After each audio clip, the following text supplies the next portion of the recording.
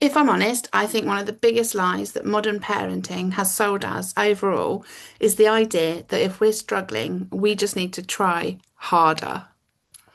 We have better routines, better organisation, better discipline, better mindset. Blech. It annoys me no end. And in this video, I'm going to be talking to you about how that feels to be trying to hold everything together whilst the world is telling you that you're not doing enough, you're not giving enough of yourself when actually you're giving 310%.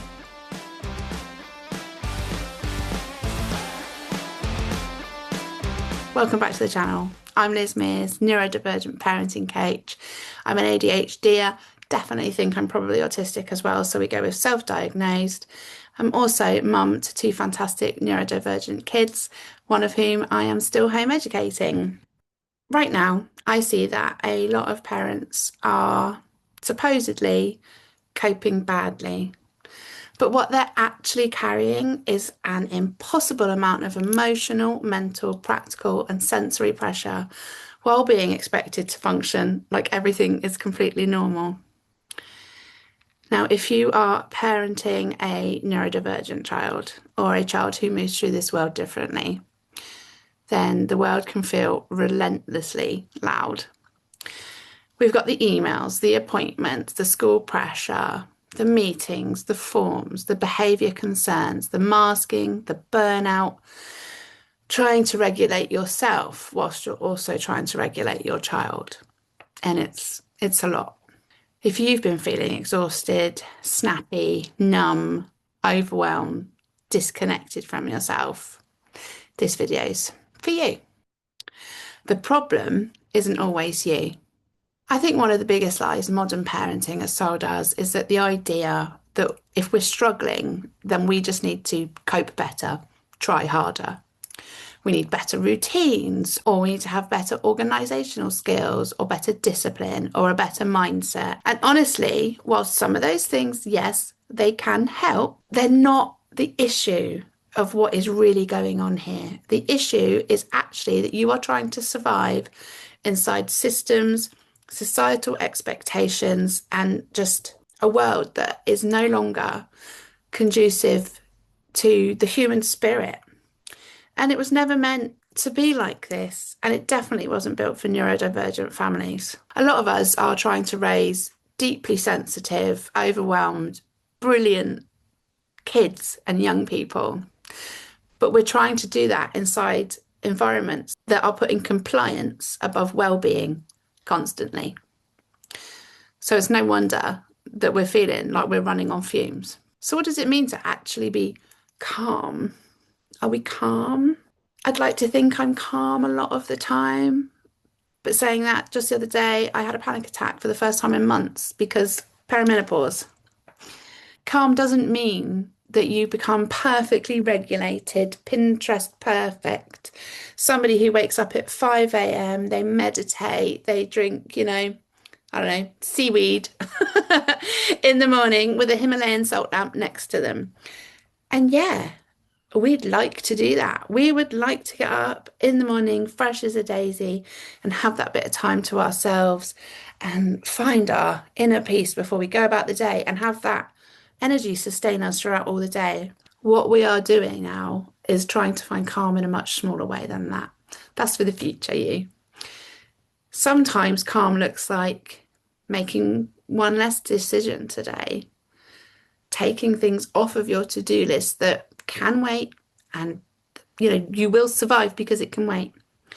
It's about letting the washing wait, or only putting on a small load because that's all you've got capacity for today, and that's genuinely what everybody needs. It can be realizing that the meeting you've just been in upset you and allowing yourself to cry. Stop trying to hold it all together when you are holding the amount of stuff that a family in a village should be holding with you. If you are sitting in the car for 5 minutes in silence before going into the house, then you are finding calm that matters to you. I think it's really important that we stop trying to explain ourselves to people who are committed to misunderstanding us. An example of that for me today is because I'm getting more vocal online on social media, you get all these people that come in that are, of course, know absolutely everything about the subject and only have the true answer and just want to argue. So I block them. I don't have to explain myself to everybody all the time. Sometimes calm is actually removing the pressure to be a good girl or a good boy. Sometimes it's not about becoming a different person, it's about being the person that is true to you. And that shift can actually really change everything.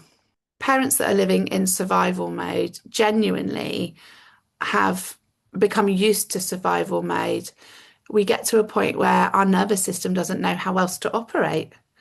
Like we barely even notice it anymore because it is our normal. And it's only when we get to step away for 5 minutes that we suddenly realize just how tense our shoulders are and our jaw is. And I mean, a great one for me is that I don't think I'm stressed. And then, like, my youngest will go and stay at my mum's for the night. And do you know what happens? I get a migraine. And that is because I had no idea I was holding so much stress. But I was, and I relaxed, and it comes out in a migraine. But it's not a weakness to admit that. That is just because I have been operating in survival mode for so long.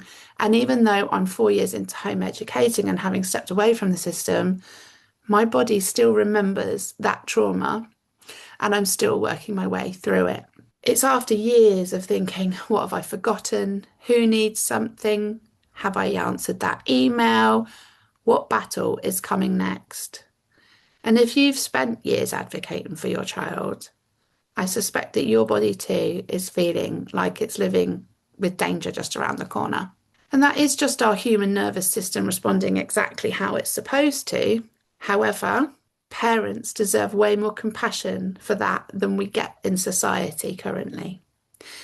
And there are some tiny things that will bring us back. So in my upcoming book, Calming the Chaos, and I'm going to be doing a workshop for it as well, I will actually be talking about healing and regulation because they are far less glamorous in reality than how the internet makes them sound. And we are going to be doing them in genuinely tiny, imperfect ways. We're thinking about the drink that you actually enjoy. I always smell my coffee in the morning. I always stand there and go, thank you for this cup of joe. Thinking about fresh bedding, music that reminds you who you were before burnout swallowed you whole. Standing outside for 2 minutes, breathing in the fresh air, especially in the morning, can be incredibly grounding for us. And sometimes, we might perhaps like to stand there breathing the cold air out, pretending that we're dragging on a cigarette like some kind of 70s icon, staring dramatically into the distance.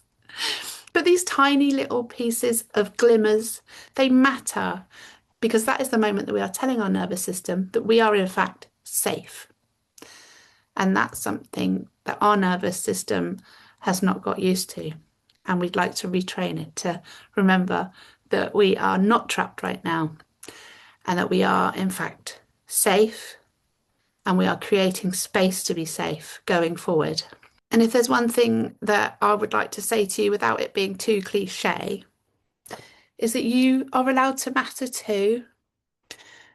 I think a lot of parents, especially mums, we have been conditioned to disappear inside of caregiving and we carry on giving and giving and giving. We are logistics managers, we are emotional support humans, we're appointment secretaries, we're crisis coordinators.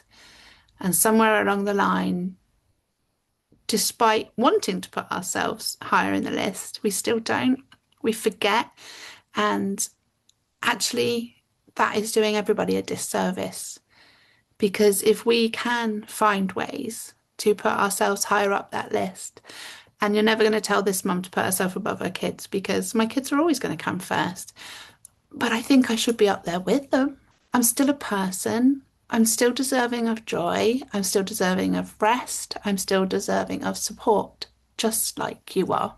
And you don't have to break before you get that rest. And I say this as somebody who has broken herself many times before she's let herself rest. But I am learning that I don't need permission to rest. I can weave it into my day with my children. Obviously, it goes differently with different families and dynamics, but it is something that we as a family have woven into the fabric of our being to the point that my son has said, if we are tired, why don't we just go to bed? We'll be fine. And he can keep an eye on his little sis for a while. And that's genuinely taken quite a few years to get to. He's 21 now, but we got there.